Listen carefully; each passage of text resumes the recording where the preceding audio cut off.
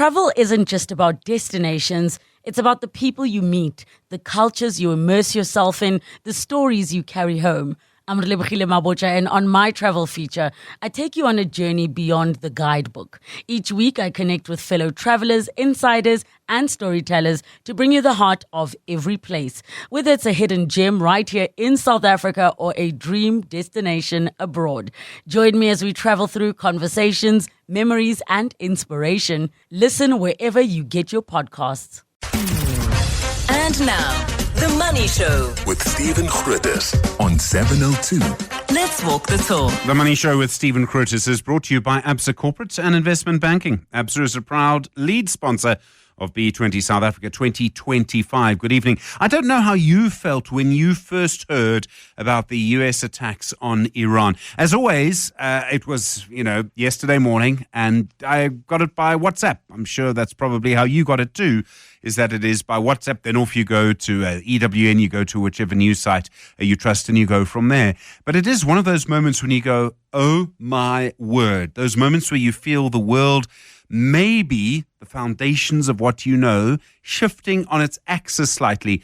Or to look at the reactions from the markets, maybe not, because it really doesn't look like the huge sort of issue that we thought it might be. Certainly the oil price, not nearly as high as I thought it might be by this point. There are, of course, so many different elements to consider here. And there are so many, to use the phrase, unknown unknowns. What can Iran do to respond? How will it respond? How will it try, presumably, to strike the US, or will it concentrate only on Israel? What is the real state of the sort of domestic politics, the support around the ruler there, the Ayatollah Khamenei, all of those things, very, very complicated to know. We'll get a more in-depth understanding about that in just a moment. I don't know if you've noticed, I've made this point before, that there seems to be something going on with our airlines at the moment. They do seem to be running a little later, a little less reliable. And I wasn't entirely surprised to see an interview in News 24 with the CEO of the Airlines Association of Southern Africa. He had a real go, very critical of air traffic navigation services and, to an extent, AXA. And one of the things I didn't understand, I didn't know this beforehand, is that with air traffic navigation services, if an airline misses a payment, well, they're grounded immediately. They're not allowed to fly. But if air traffic navigation services are not able to provide the service it's supposed to provide, so you can't land at George Airport, for example, well, they still get paid the same amount because you have to pay, it seems, sort of in advance. I find that utterly bizarre. And this is the problem, of course, with having a sort of government monopoly, isn't it? And I'm sure there are problems at air traffic navigation services. They've said there are problems.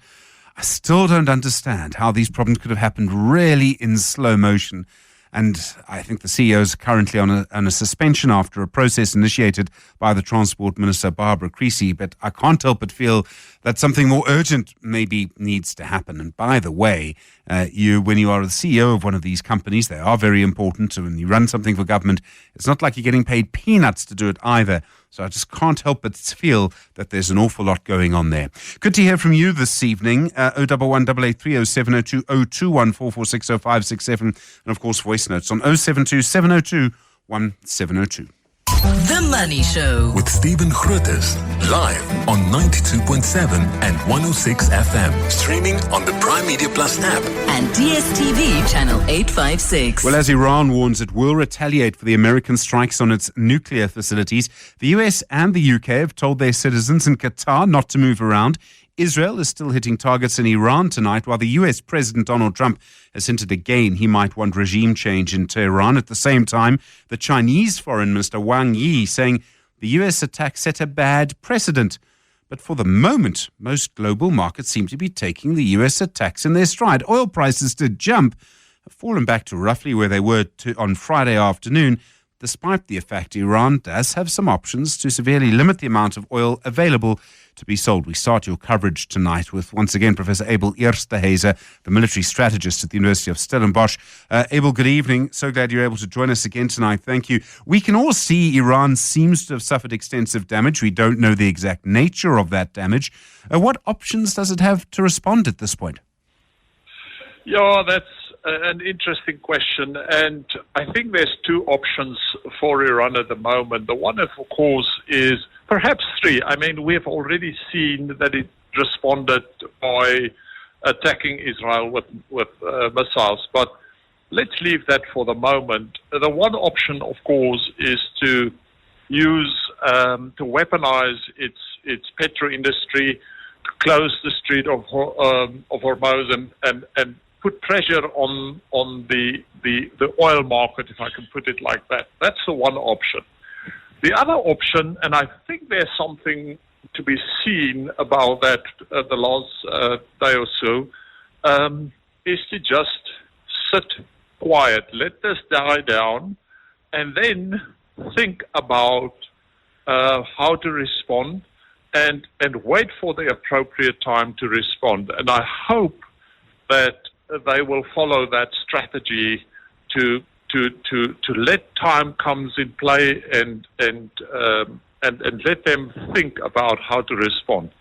I should also say, Stephen, one should be very cautious in not making too much of the American attack on Iran. It was very limited. It was very specific. And I think the message was more directed at the broader international community than at the people itself. I think there's a higher order political message in terms of what we're willing to tolerate and what we're not willing to tolerate. And in the case of Trump, I have said I'm going to do something, and I'm going to do something about it. But at the same time, I think we shouldn't make too much of the American attack. It was very limited. It was very specific. And yeah, that's where we are at the moment. One of the real unknowns about all of this is whether Iran could do something unexpected that would hit the US domestically. And I'm talking about the kind of attack that I suppose many people would label as terrorism. I'm talking about an attack on American civilians. I mean, that would change the game and I presume provoke a huge response from the Americans. And yet Iran might say, well, we've been attacked. Yeah, I think Iran would be cautious to do that because Iran is really its ability has been eroded to quite an extent. I think that's the first argument that I will put on the table. And the second argument, and one that we can only speculate about, but I think the Iranian regime itself isn't in the strongest position. There's actually now speculation about regime change, and I don't think they want to sort of go to the Saddam Hussein route. So I think from that perspective, they would also be very cautious in how they react. They're going to think through what they're going to do and the long-term consequences of what they're going to do. That issue around legitimacy and what the Western media suggests is that the current leadership does not have much legitimacy. Now, my understanding is that many Iranians would probably fight to defend their country. So if there was a ground invasion, they would fight against that. They might not fight to protect the current leadership. It's very difficult to know. Does that reduce the number of options available to the current leadership? Does that constrain them significantly? No, it's a difficult question because let me argue it from a Western perspective and let me argue it in terms of the theoretical domains of conflict. Air power have never been strategically effective in fighting conflict. I mean, it's almost like small kids standing on the playground and throwing stones at one another. There's a chance that they may hit something, some chance that they may not hit something, but they will never really be effective in how they are and what they are doing. And this is where Iraq or Iran and Israel is at the moment. They're throwing stones at one another, but we're not going to see strategic effect. For them to be strategically effective, some form of ground operation ought to take place. Ground operations always delivers a strategic outcome. Whether that is the Americans that's definitely losing in Afghanistan and Iraq and they're pulling out of there, whether it is Russia that's going to lose or win in Ukraine, but ground forces always deliver strategic effect. And so the problem at the moment is that we are only working with air power in what is unfolding in the Ukraine or in Iran. And so we're not going to see a definite strategic outcome. It will be a one for you, one for me type of situation. We're not going to see a definite strategic outcome here. Professor Abel Eersteys, I really appreciate the time. Thank you. Military strategist at the University of Stellenbosch. Manqoba Madinane is a strategist for fixed income, foreign exchange and commodities at RMB. Manqoba, good morning, good evening to you. You would expect that when you look at the region, how volatile it sort of is at the moment, that oil prices would spike, that markets would be fairly risk averse, and yet it doesn't seem to have been as bad as one might have thought. Absolutely. First of all, I must commend your speaker. I really enjoyed his analysis of what really is a complicated scenario that is unfolding before us. I feel like I wasted my afternoon yesterday. I sat, anticipating quite a material reaction in the markets. But I think what has transpired and what is clear is that without a logistics event, we're not going to get much of a market price reaction. And so far, it does look like that has been relatively well insulated and is looking unlikely at this moment. The issue around Hormuz, I think one thing I want to say is that my own assessment of the risks are that Iran is unlikely to close that route, given its own issues economically, the fiscal issues that they have, and so because of that, I think they're in a situation where I certainly agree with the view expressed earlier on that the best thing for them to do right now is not to react just yet. One presumes, though, there will be some voices in Tehran who will say we need to change the game somehow, and that's where the Straits of Hormuz might be useful, or some other kind of response. And what I'm trying to get to is, I presume, despite the fact that markets haven't reacted hugely just yet, we're not out of the woods. A lot could still happen this week. Absolutely. So we built risk scenarios around a broader regional logistics issue.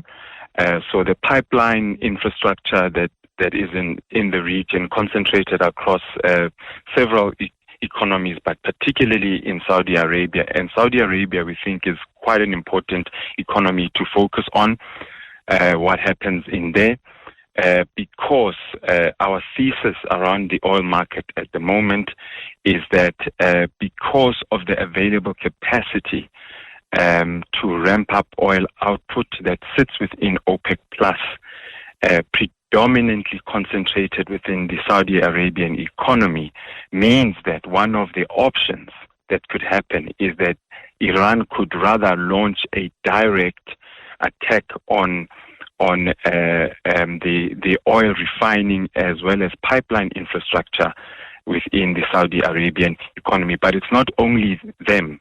So there's other key economies as Iraq, your Qatar, that has responded. All of those economies are quite important. But for now, our thesis is that the available capacity within OPEC in mothballed output, which is to the tune fourfold higher than Iran's own oil export volumes, does sit as a shock absorber for now. And I think through the late afternoon, we saw that in the markets, with the market price retracing quite materially. So for now, we still believe that, the baseline view is that we are expecting an average of around the 67 USD mark through the second half of Travel is more than just ticking off countries. It's about the people, the culture, the food, the moments. I'm Pippa Hudson, and on Wonder the World, I invite you to join me every week as we explore destinations both near and far, with the help of fellow adventurers who share their unique travel stories. Listen to my podcast wherever you get them. Yeah. Mankoba, thank you so much. Mankoba Marinane is the strategist for fixed income, foreign exchange and commodities at RMB. 702. 702. Stephen is on The Money Show. 6 to 8 p.m. Well, obviously, let's have a look now at the markets this evening. Arthur Karras is portfolio manager at Macro Solutions at Old Mutual Investment Group. Arthur, good evening. As you would have heard a little bit earlier, obviously the market reaction to the attacks on Iran were kind of what we expected, although gold and platinum are slightly up. Yes, if you look at our market today, it's pretty much followed the pattern of the month. So what we've got precious metal miners, both gold and platinum shares up quite sharply on the day. And a weaker day, continuing the trend of the last couple of days or a couple of weeks, with South African financials and industrial stocks looking a little weaker. So on the face of it, you'd think it was a risk-off day, but that's pretty much where we've been for this month. The nice results from Prosus today does seem, they doubled their dividend, their earnings are up 87%. They do seem to have a lot of momentum behind them at the moment. It most certainly has. The new CEO is a very outspoken individual, and he made some very strong promises recently, and he appears to be delivering. Earnings are up sharply. The company has delivered its first free cash flow positive result if you exclude the 10-cent dividend. So he's promised to make the company more of an operating business that relies on the profits generated by its investments rather than just sitting on its investments. And that appears to be coming through. And he's making big promises for the future. He's planning to double the results going forward. And he's making some strong M&A moves on that side to get that done. And doubling the dividend, which isn't really going to have an impact on anyone's life. The dividend is very small, but it's sending out a strong message saying, hey, we're very confident about the balance sheet. We can do the buyback, we can do the acquisitions, and we can still pay out a little bit more in dividends. What's going on with Raynet today? They were up, I think it was over 8% on the day. Yes, there's no news out yet. There's just a rumor that Apollo, the very large private equity business, is interested in one of the businesses that Raynet owns, which is the Pension Guarantee Corporation. So I think that has sent the price up as people are mulling what that's going to mean for the valuation if in fact they do a deal with Apollo. Thanks very much indeed. Arthur Karras is portfolio manager at Macro Solutions at the Old Mutual Investment Group. The Money Show. With Stephen Grootes, live on 92.7 and 106 FM. Streaming on the Prime Media Plus app. And DSTV channel 856. Well, good to hear from you this evening on 011 8830702 and 0214460567. There's been a lot of talk recently around the Competition Commission, the Competition Tribunal in particular. And I've been watching some of the criticism. I can understand where it comes from. People are very angry that deals take a very, very long time to approve. We've had CEOs saying that it's taken over a year. The actual mechanics, the finances of the companies involved run into all sorts of trouble as a result of that. No one knows what the outcome is going to be. The poster child for all of this, of course, was the Telkom Massive deal, which took a ferociously long time, only for it to be turned down, only for the reasons to then take a long time to emerge from the tribunal. But I was struck, despite all of that, I was struck by the, I suppose, level of criticism that was leveled at the tribunal by David Lewis. David Lewis, of course, is the former chair of the tribunal. He then went to Corruption Watch. He's done many, many things and made many contributions to our society. But he was incredibly critical of the Competition Commission. He suggested that, in fact, some of the ways in which it works should be changed. It should not, as he puts it, be involving public interest as part of its decisions. There are other ways to sort of take that into account, saying it takes too long. One of the serious problems seems to be that there just aren't enough staff. There aren't enough commissioners. I have to say to you, I have never understood why it is that positions can be left vacant. You see it in our courts from time to time. But it seems almost as if government or the people who make the decisions, whoever they may be, really then allow a situation to develop where there are these vacancies, and it takes forever to sort them out. And what that then means is that when you do finally get appointments being made, it actually then the person starts with a massive backlog. And in the case of the economy, which is what the Competition Tribunal affects, it really is sort of unacceptable. There's just no sense for it. The other question that keeps coming back, and I'm sure at some point he may choose to defend himself against this criticism, is the role played by the former member of the Department of Trade, Industry and Competition.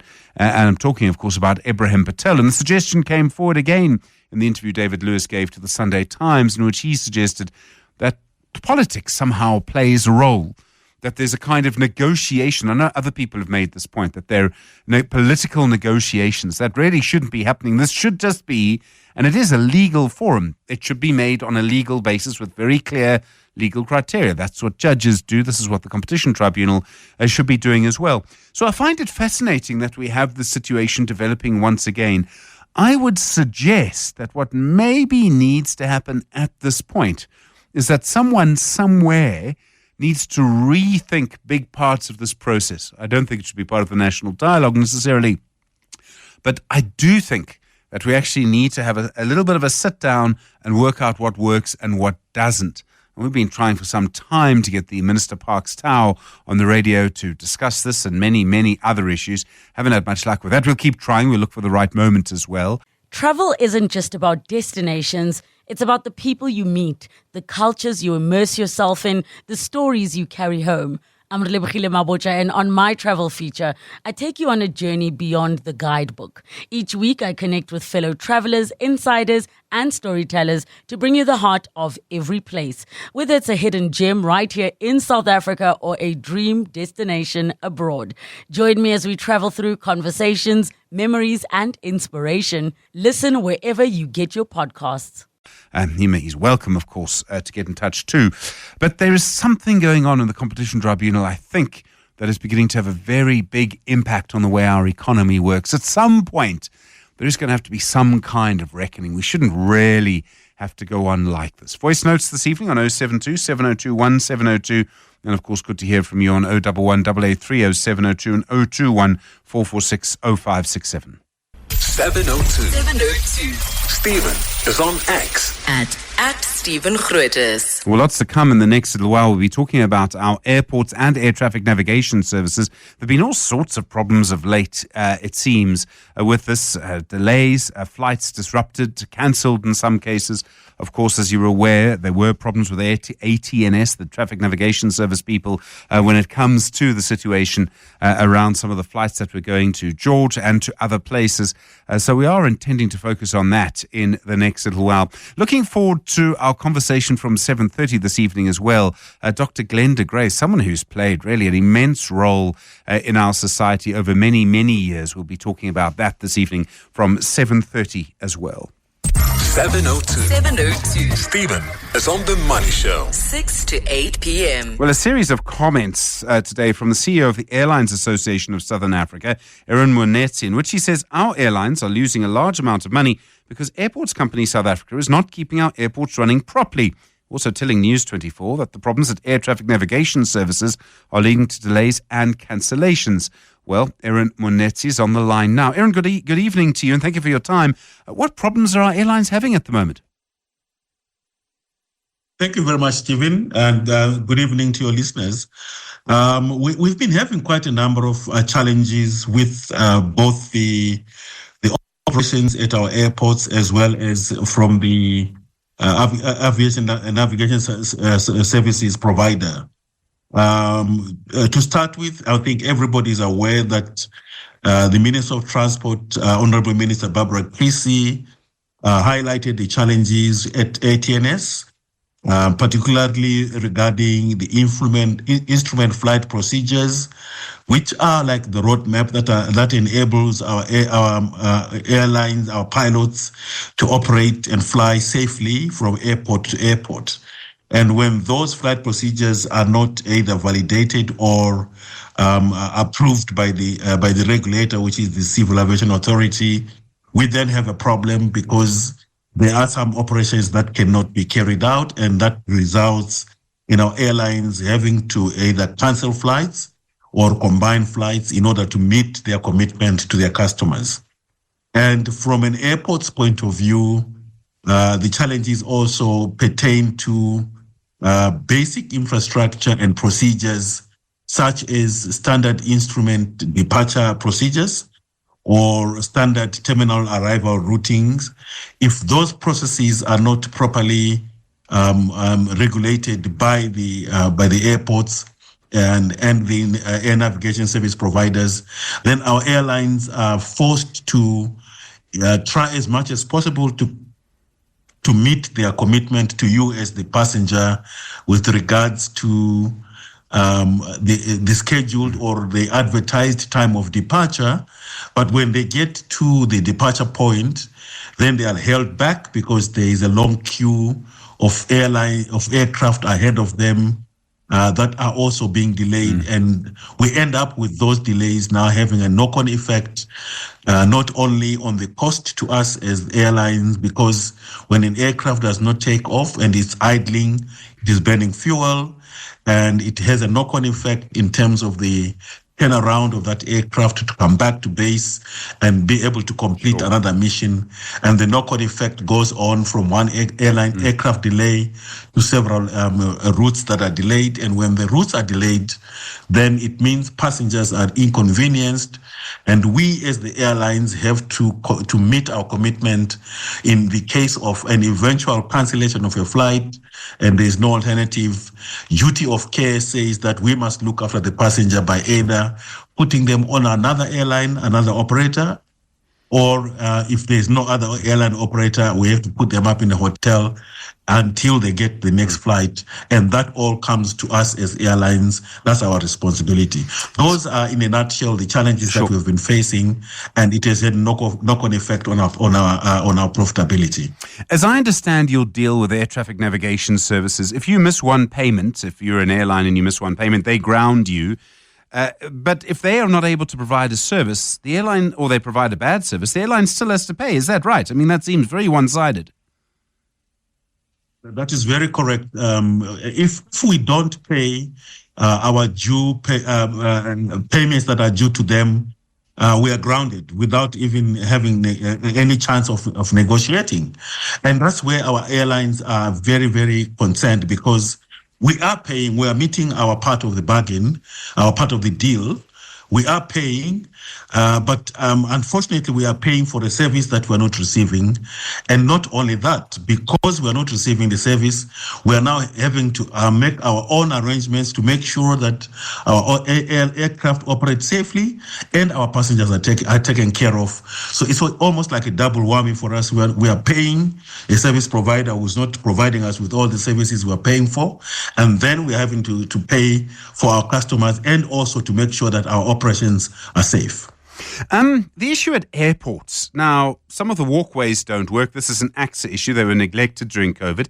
Travel isn't just about destinations. It's about the people you meet, the cultures you immerse yourself in, the stories you carry home. I'm Relebogile Mabocha, and on my travel feature, I take you on a journey beyond the guidebook. Each week, I connect with fellow travelers, insiders, and storytellers to bring you the heart of every place, whether it's a hidden gem right here in South Africa or a dream destination abroad. Join me as we travel through conversations, memories, and inspiration. Listen wherever you get your podcasts. That was a long time ago now. I mean, surely they should be fixed by now. I can't imagine what excuse AXA might have. Well, one cannot say they were neglected during COVID. It was a business decision, which was very valid. There was hardly any traffic during the COVID period. For us in South Africa, you remember we had a hard lockdown, which means there was basically no movement in the airports. And obviously, that was a very good decision for them to shut down. But once we started opening up, we would have expected, even if it was a gradual opening up of the walkways, for example, just one of those facilities that needed to be reopened. Even if they are so technically complicated, surely there should have been a process that said we are going to get to a stage where all the walkways, as an example, are going to be required.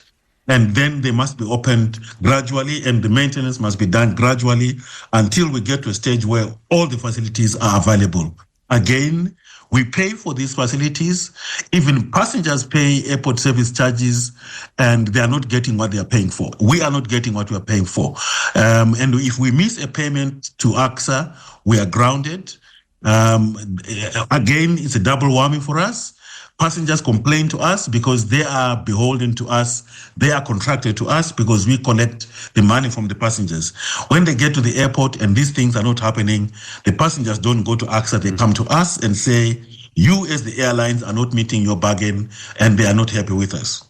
Aaron Mwanetsi, thanks very much indeed, the CEO of the Airlines Association of Southern Africa. Guy Leach is listening to that, editor at SA Flyer magazine. Guy, good evening. Would you agree with that? Airlines are not getting what they pay for, both from air traffic navigation services and from AXA? Guy Leach, I don't know if you're still with us. Yeah, we did have Guy Leach ready to talk to you about that situation. Not sure if he is still with us at this stage. It doesn't appear that he is, unfortunately. But there are all sorts of questions, of course, to ask about this, and particularly in terms of how and why this has happened. It would seem almost in, I suppose, some kind of slow motion. Guy, I don't know if you're muted perhaps on that line, but do you agree with what the airlines are saying about what's happening with airports? Right, doesn't seem to be there at this stage. Do apologize for that. And of course, as you know, there have been problems, big problems at air traffic navigation services over the last little while. We are aware that the minister has been intervening there. You'll have heard air traffic navigation services on this radio station several times, actually, over the last year or so, sort of explaining how this happened. But it did happen over a very, very long period of time. And we did kind of know that this was happening. And so the question, of course, is what is going to happen next, really, will be the next issue. I think we can go, we are going to just see if we can get Guy Leach in the next little while. I think he's with us now. Guy, good evening. Would you agree with what the airlines are saying? They're getting a rough deal? Yeah, hi, Stephen. Sorry for that misstart. Yeah, absolutely. In fact, RN and the airline associations have actually been, in my opinion, quite muted about the problems. The simple core problem is that the airports have been underinvested in maintenance and updates and so on since the World Cup, which is when they had their last major spurt of investment. So we've had 15 years of underinvestment in the airports, and we're seeing the results of that now. And just briefly on the ATNS flight procedures problems, Minister Creasy is to be commended to the extent that she's got involved, rolled up her sleeves and is trying to fix the problem. And they've got a whole lot of flight procedures approved, but as they do this, so increasingly other procedures become stale and out of date, and they're hardly keeping up. And I'm disappointed to see that they've now effectively had until the end of next year to get their procedure sorted out. So these problems ain't going to go away any soon. I mean, it seems really that they've happened in slow motion. I mean, particularly at ATNS. Anyone who had been following that, I hadn't obviously, but people within the organisation must have known what was going on. But this is the real shocker, that ATNS has seen these problems coming for the last 5 years, because there's a 5-year interval for the renewal of these procedures. So they've just been grossly negligent in letting the procedures lapse like this, and then getting to an absolute crisis, and then losing all the staff or most of the key staff members in the interim. And of course, it's not easy to recruit people with these skills, especially given that there's a worldwide shortage. So ATNS really is going to have its job cut out for even to try and get back to a normal operating level by the end of next year. And I need to point out too that South African aviation is lagging the rest of Africa and the rest of the world in terms of its recovery from COVID. We're expecting growth of nearly 9% from African aviation, and yet South Africa is only going to grow at maybe, if we're lucky, 2%. And this is largely due to these problems with AXA. For instance, we saw that calamitous failure of a fuel supply in early December. We've obviously got all the well-discussed problems with jetways or walkways. And we've got the flight procedure problems. All of this is putting a serious brake on the growth of our airline industry, and that means on the growth of tourism and connectivity and business in general. Guy Leach, thank you, editor at SA Flyer magazine. Well, all sorts of problems to sort out there. Your views, your experiences, please. 011 883 0702 021 446 0567. You at The Money Show. Good evening. It's 7 o'clock. The Money Show with Stephen Grootes is brought to you by ABSA Corporate and Investment Banking. ABSA is a proud lead sponsor of B20 South Africa 2025. And now, The Money Show with Stephen Grootes on 702. Let's walk the talk. Good evening. Well, looking forward to our conversation with Professor Should we start this hour again? Good evening. Welcome to our conversation with Professor Glenda Gray from 7:30 this evening, someone who's played the most extraordinary role in our healthcare sector. I'm particularly interested in the sort of, I suppose you'd call it the nexus, the little ball of string that lies at that sort of intersection between politics and medicine. You think of some of the things she and other people have had to be involved in, whether it's the politics of vaccination, the politics of HIV, which has been unfortunately poisonous in our country in the past. We'll talk a little bit about that, but mostly focused on her life growing up and her career, extraordinary career. So looking forward to that conversation this evening. A lot else to come as well. We'll talk about entrepreneurs and creative entrepreneurs in just a moment, and then also review the book. It's called The 4 Future Seasons. It's by Dr. Craig Wing. Interesting when you look at the 4 future seasons and how many things are changing around us at the moment. Quite a dangerous time, I would think, to write any kind of book that makes any kind of prediction or hints at trends or anything like that. Good to hear from you as well, of course, on 011 883 0702 and 021 446 0567.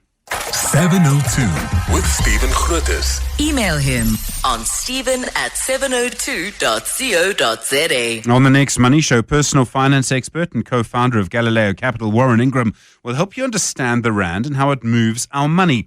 Investors in the media often talk about our currency. We quote the exchange rate, particularly to the US dollar. Why is it such a big deal, and how does it affect your money really? Dr. Rotendo Ndwingi is the founding director at Tribe Africa Advisory, author of the book Rumble in the Jungle Reloaded.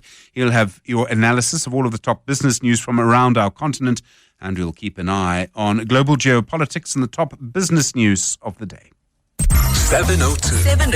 Stephen is on The Money Show. 6 to 8 p.m. Well, a new free course is now being offered by the United Nations Development Programme and the company UVU Accelerate. Essentially, it's what are described as creative entrepreneurs. Lara Rosmarin is the head of entrepreneur development at UVU Accelerate.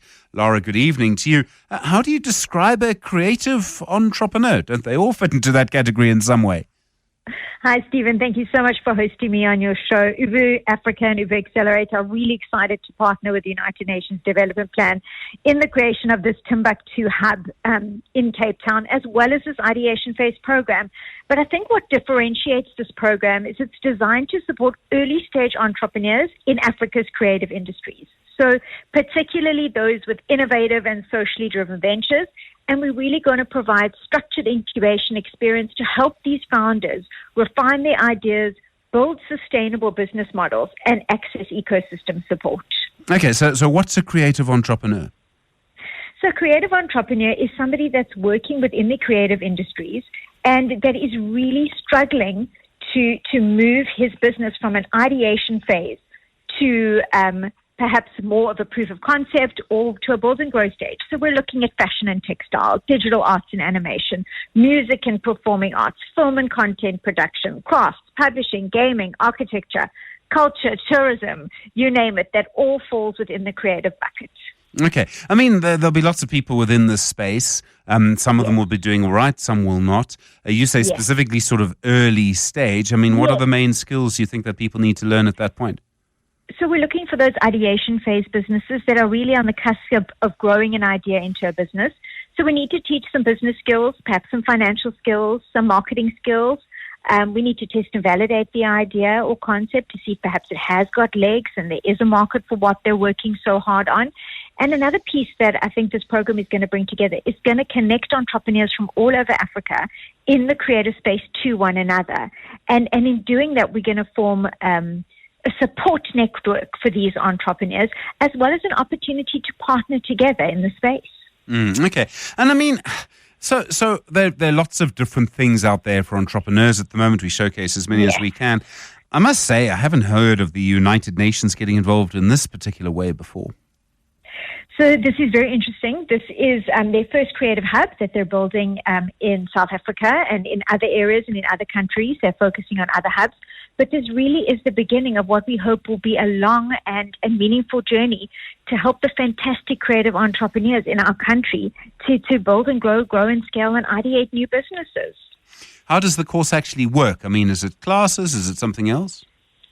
So the course application is online, and it's going to be a completely online program. There's going to be workshops, there's going to be self-learning, there are going to be group activities. It's really going to be a hybrid of various different ways of learning, but it is all going to take place online, which enables creatives from other countries to join the program as well. Something like this, I mean, if it is online, I presume, is it just limited to South Africans? I would imagine there are a lot of people who could benefit from something like this, especially if it's free, could all go on YouTube at some point. So it's not limited to South Africa. It's open to all African countries. So we're encouraging entrepreneurs from everywhere to apply so that we can really build a multicultural community here of creative entrepreneurs. Some of them are quite varied. I mean, from fashion design to, I mean, don't they face slightly different challenges? I mean, some things, the money's the money. You've all got to do the money. But aren't there quite a few differences with how they're actually going to be operating? So, Stephen, you are spot on, and I'm so glad that you brought up that. And that is why they're going to have access to creative and business mentors. And these mentors will be geared particularly towards the kind of businesses that they're building. And that's where they'll get that individualized support and that tailored support, particularly to their sphere of business. What kind of people are you expecting to be involved in this? I mean, do you have a few companies you can already see might be interested? Are there particular industries that you think are likely to predominate? We've gone quite far in a conversation about small business without either of us mentioning A and I. Yeah, very much. A and I have just returned from Viva Tech in Paris, and A and I is very, very much on the horizon.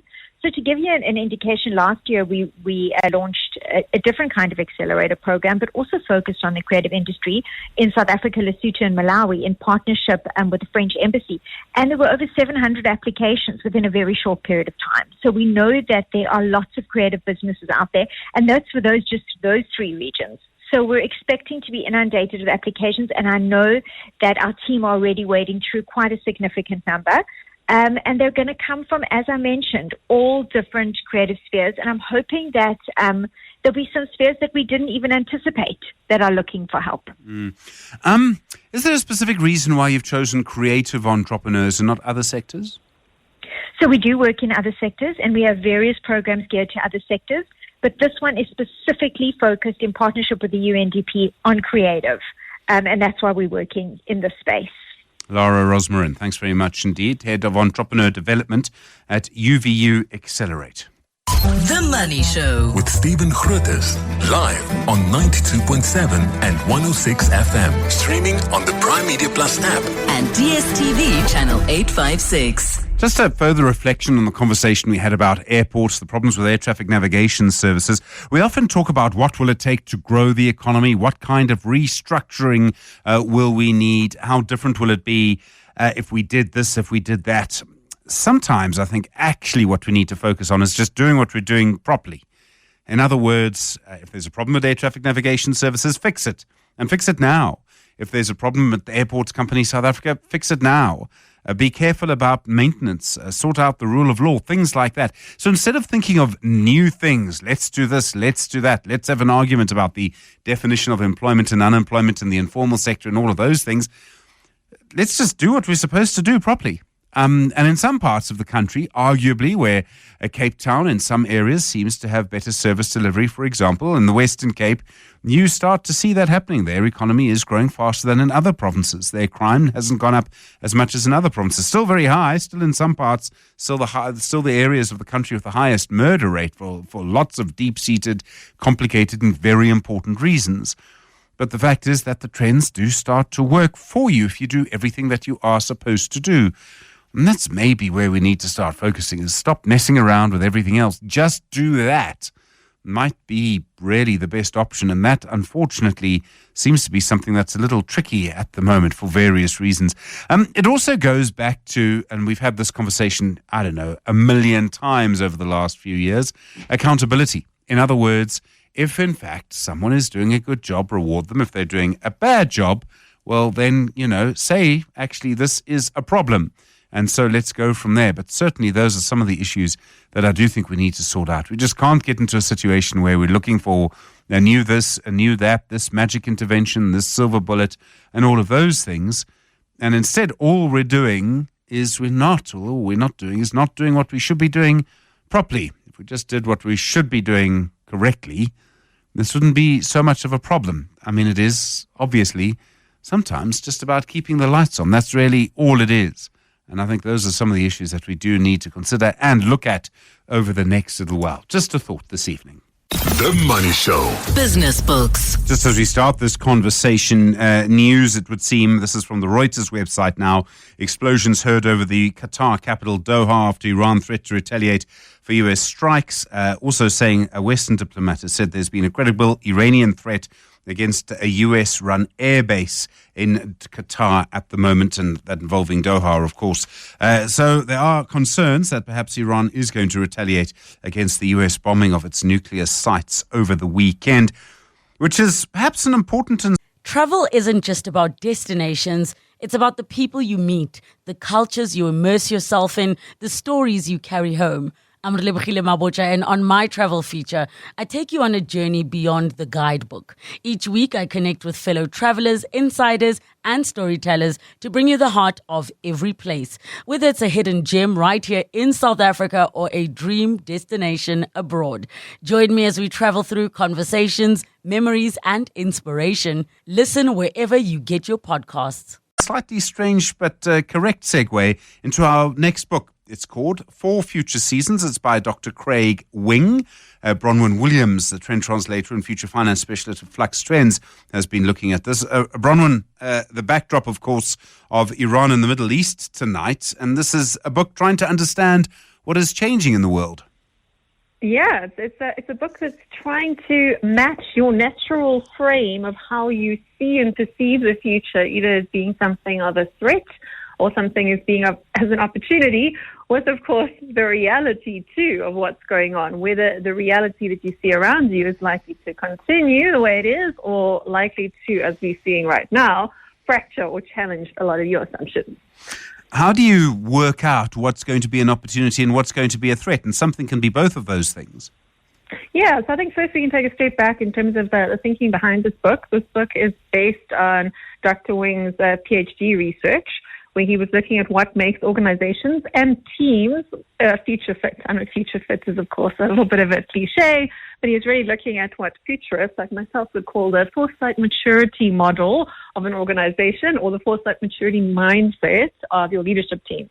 And to that end, he's developed out of that research a calculator to try and help organizations on the one hand and individuals. Who've got 2 different products that kind of map together and sort of culminate in the outcome of this book that will kind of tell you how your individuals think about the future, whether they see the future as full of opportunity or full of threat, like I said, and then the same thing with your organizational culture too. And how you identify the world around you as either being a place of continuity or discontinuity, therefore affects your ability to actually survive in that future, where that future is in fact continuous or discontinuous. I mean, when we talk 4 seasons, I'm presuming it's the traditional 4 seasons, right? And I don't always get the impression we're going into spring right now. Yes. I mean, the 4 seasons that Craig's identified, he has taken a little bit of creative license. So it's not the traditional, summer is all roses, and then spring is all hope, and winter is all dire. He's taken a little bit of creative license based on his travels, and he's actually mapped the 4 seasons and the descriptions that he's chosen for his model, because there are 4 different frameworks, 4 different ways of seeing the future, but he's kind of mapped that based on his travels. So each of the seasons kind of looks at one of the countries that he's visited and the ethos and philosophy of the people that he found in each of those places. So I can take you through those 4 seasons briefly. Summer is the season of almost lethargy, right? Where you sort of take the future as being for granted. If you are a summer thinker in Craig's term, then you will take it for granted that tomorrow is going to be most like what it is today. This is the way lots of accountants and actuaries and forecasters, people who use past performance to project into the future, tend to see the world. And that's on the mindset side. But then in terms of the reality side, a summer future is a future that is largely stable and predictable. So to a large extent, much of the Western world for much of the last sort of couple of decades, leading up to the 2008 crisis, found itself or thought itself to be in kind of like a summer season. That tomorrow would work pretty much like today. Like if we got away with, inflation last year, we'll get away with it tomorrow. And that sort of mindset that sort of extrapolates the past into the future, Craig categorizes as being kind of a summer mindset for your industry. Then you've got the autumn season, which is slightly different to perhaps the way you might normally see autumn season as being a season of harvesting or preparation. That's not the way he interprets it. He interprets like an autumn thinking or an autumn stage in an environment as being more a time where you're looking for opportunities. So maybe other people might think of that as more of a kind of a spring thing, but in Craig's mindset, he looks instead at this autumn as being an inclement season, or a way of looking at the world that's constantly looking at the horizons for the new that could be coming on the horizon, which is where a lot of futurists and trend analysts find themselves. So that would be like what someone like me or my sort of industry, how we tend to look at the future.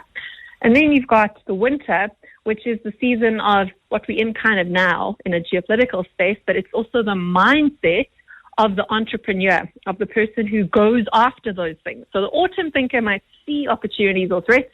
The winter thinker is the guy that goes after it, the high risk-taking character. That's the mindset, and it's a risk-on environment where uncertainty is the certainty. So we're both in a winter season right now, and if you're the sort of person who likes to make money when the world burns, this is the sort of season where you're going to thrive. Whereas your summer thinkers who are used to dealing in a continuous environment are going to struggle. And your autumn thinkers who are always looking at the new thing will struggle to settle down on the thing, right? So that's where autumn thinkers kind of tend to break down. Winter thinkers who think that things are going to change when they don't change are also the sorts of guys that get caught out in hype cycles. So that's kind of like how you can see each thinking model is evolutionarily fit for a different seasonal period. And then you've got the spring season, which is perhaps the least intuitive. And Craig sees spring rather than as a season of renewal, as a season of spring cleaning. He leans into that side of spring, where spring is actually, the spring thinker is the person who looks at lessons from the past, the kind of conservative thinker, who looks not at the present continuing, but actually looks to the past for lessons to carry forward. So that would be perhaps older people tend to fall into this category, right? But also conservative people fall into that category. And spring thinkers tend to survive in periods post-chaos. So spring thinkers will have their season once the current period of turmoil sort of boils down, and they're going to get a chance to be the kind of rebuilders. You say, what do we need to carry forward into the new world?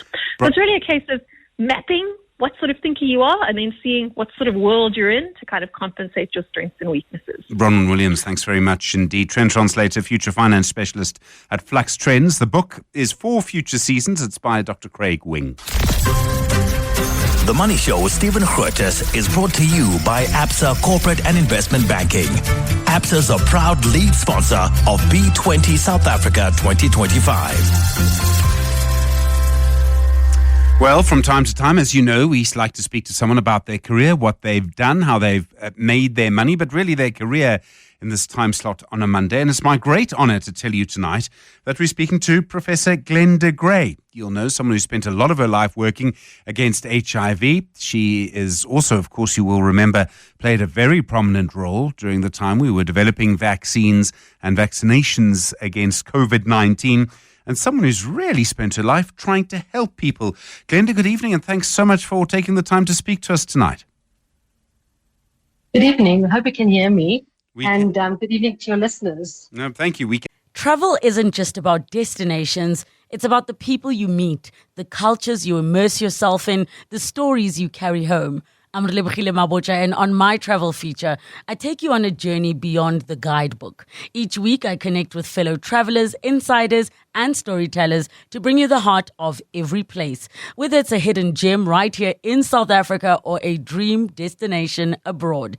Join me as we travel through conversations, memories, and inspiration. Listen wherever you get your podcasts. You grew up in Boksburg, if Wikipedia is correct. Wikipedia usually is, but not always. And I understand you were one of 6 children. What kind of community were you growing up in Boksburg? That time, I presume mining was a big factor. Yes, so my father worked on the mines at ERPM. I was born in Boksburg, and I grew up, first of all, in Boksburg, and then we moved to a place called Mapleton, which is just outside Nigel. And then we moved to a place called Scarpin's Rest, which is just between Springs and Brakpan.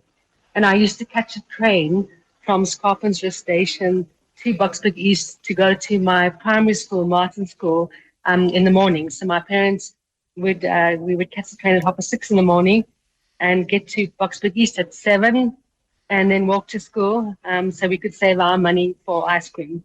Sure, okay.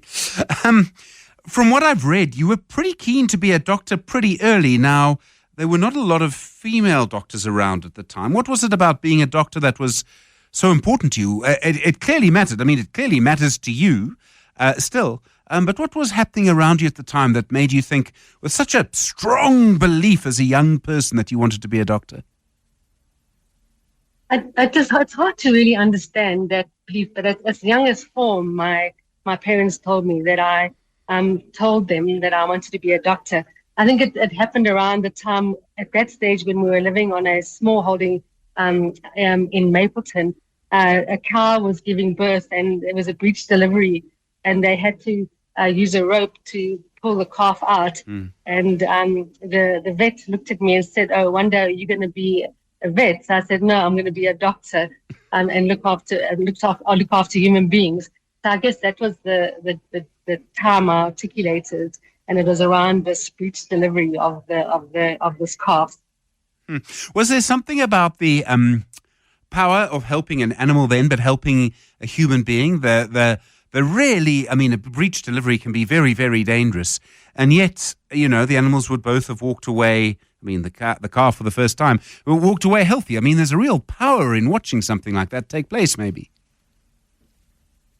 It is a huge power, and I think that, just being committed to, I loved animals growing up, and as I went to school, I did well at school. And in those days in Boksburg, if you did well at school and you were a girl, you'd become a teacher because you could get a bursary and you didn't have to worry about paying for your education. And when I told my school, Boksburg High, that I wanted to be a doctor, they kind of smiled endearingly at me. And I guess, I was determined, and I applied to Wits University. And at that stage, Wits was doing an experiment. They had decided to diversify who they brought into medical school. So there were a lot more women in my year. They're much more racially diverse, and a lot more people that came from middle class and working class backgrounds, not from private schools. So when I got into Wits Medical School, I was part of a very diverse group, but I also struggled because I didn't have a good education.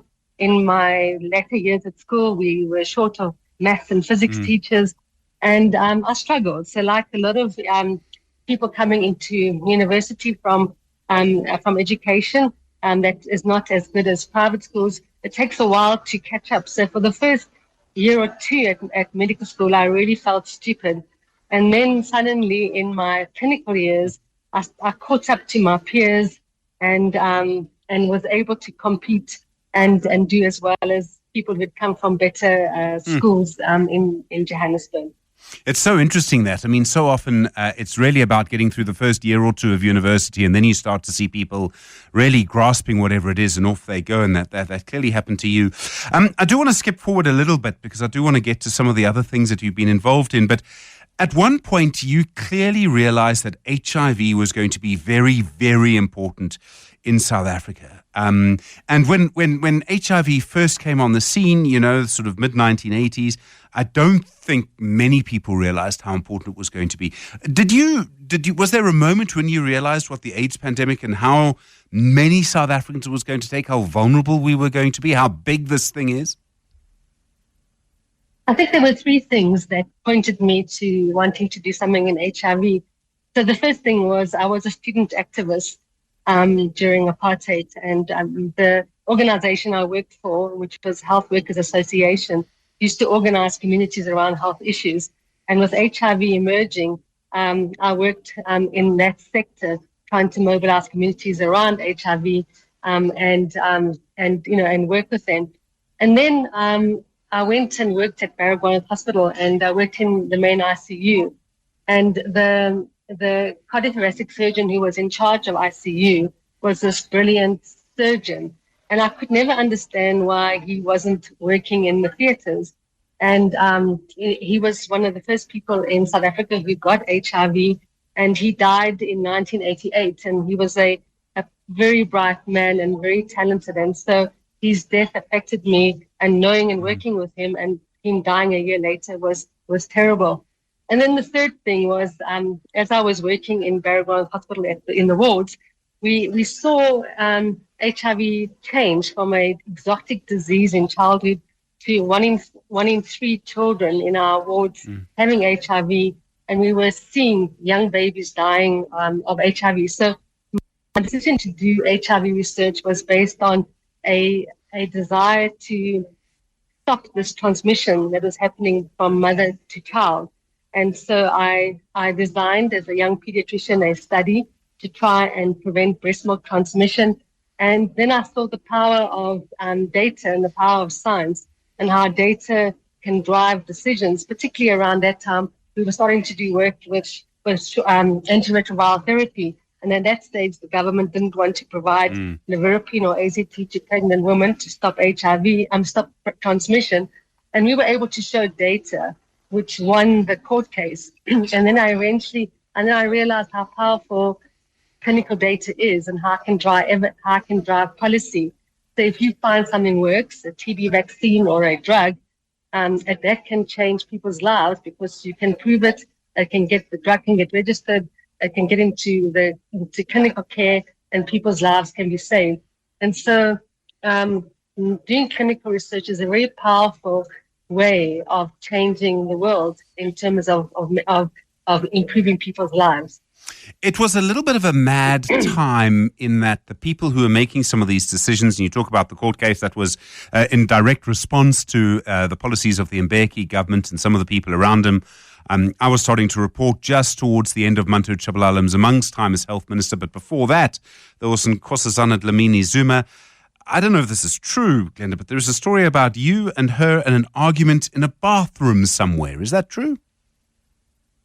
That's true. So it was I think it was 1999, and it was at the time when the president was presenting the National AIDS Plan.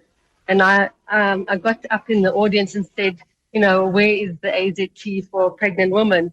And there was a comment that we can't afford AZT. It's not cost effective. And then when we were during a break, we were in the toilets, and I said, it's saving, it's cost savings. It's it's cheaper to use AZT than to treat HIV. And this is not true. You're talking crap. That this is too expensive for our country. I've never really understood what was real. I mean, Mbeki still believes it, by the way.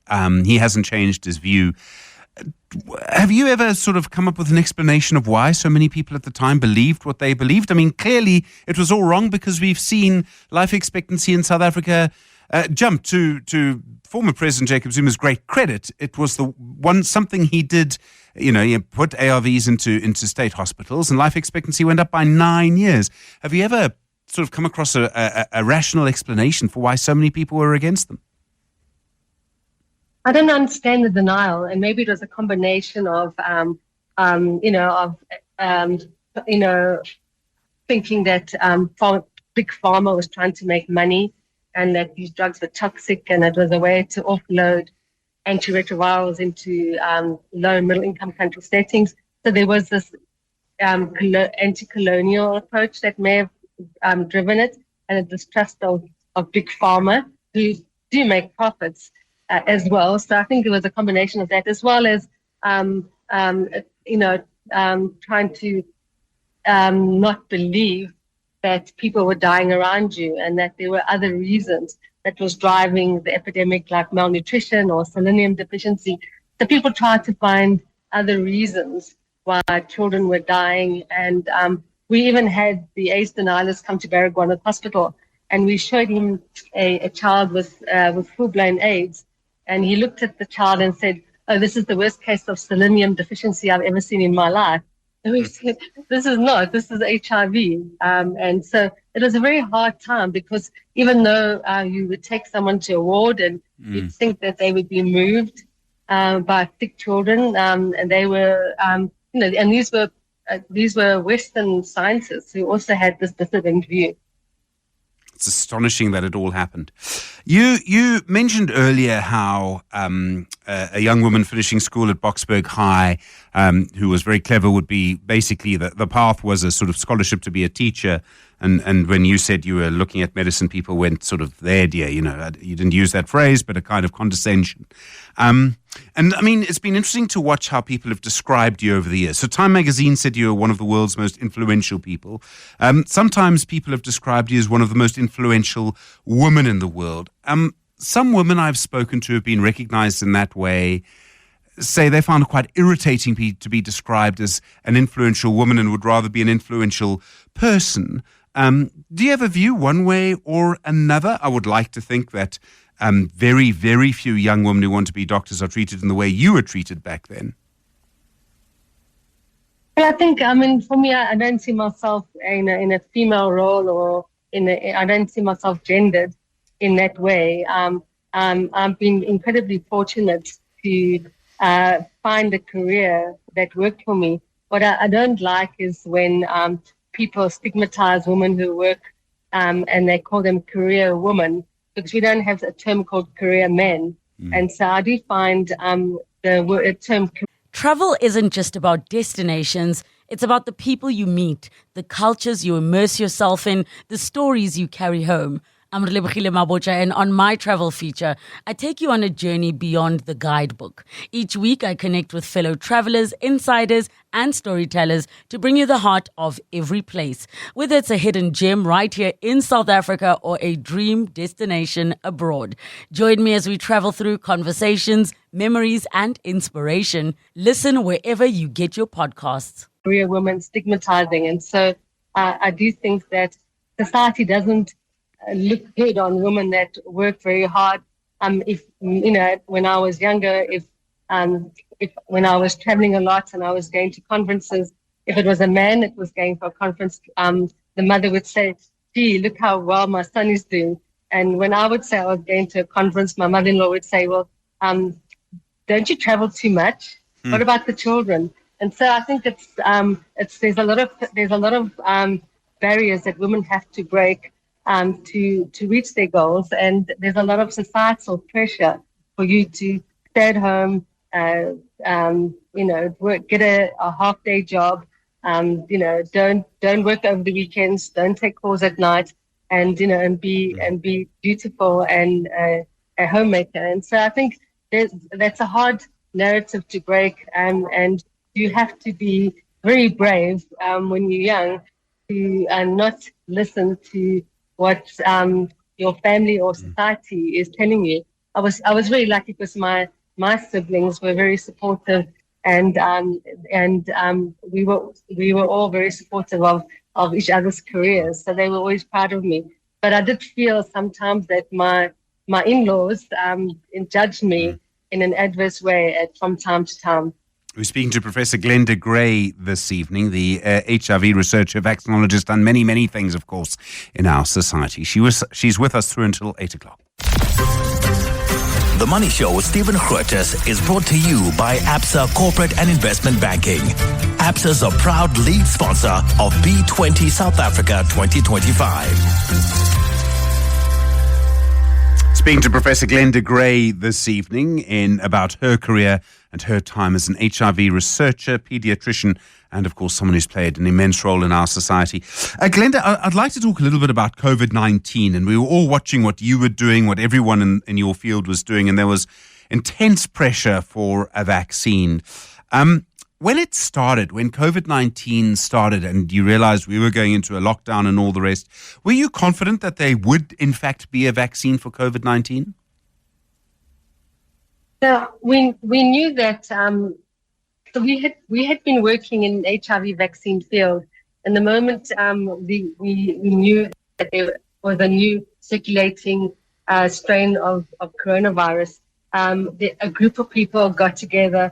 We started meeting every Saturday evening, or just Saturday evening my time, but it was obviously in the US in the afternoon, and we started planning how we were going to pivot from HIV vaccines to COVID vaccines and the platforms we were going to use.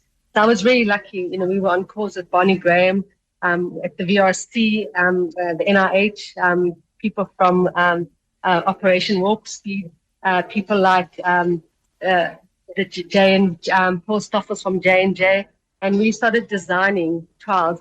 At that stage, they only wanted to do the trials in the United States, and we were working with a whole lot of people to try and bring these studies into South Africa. Kabir Mahdi, who's now the dean at Wits University, managed to get a TADOX COVID vaccine trial into South Africa, which the MRC funded, and I worked with Paul Stoffels at J&J, who then decided to use South Africa and the Americas to do the Ad26 J&J COVID vaccine. And he did this because we had a relationship. We were working on an HIV vaccine together, and he was very happy to work with South Africa to help us move the vaccine program forward. So very early on, we knew that in South Africa we couldn't ourselves develop a COVID vaccine, and that we would have to partner with international people and international scientists to drive our vaccine agenda in South Africa. And so I think we're very fortunate to have relationships with TADOX, with J&J, and with Pfizer. They enabled us to do the clinical trials in South Africa. And it was very important because obviously we had strains that were emerging before anyone else and which were different. And so we could rapidly show that these vaccines were working with new emerging strains of COVID, like Beta and Omicron. I remember, I have this memory of watching it live on TV, and tell me if I get this right, but I think it was you and Linda Gale Becker, also a professor, of course, carrying the first doses, and the first person who received a dose was a nurse, Soliswa Gidi Diosi. Someone else received the second dose, of course. That was the president. It must have been a tremendous moment. I mean, an incredible moment to sort of, be leading that in South Africa. It was an amazing and thrilling moment. We had to fly the vaccine down. We were rushing from the airport to Khayelitsha. I was trying to thaw the vaccine in the ambulance because we knew we had to vaccinate the president in 10 minutes. He was waiting. He had to go to Parliament.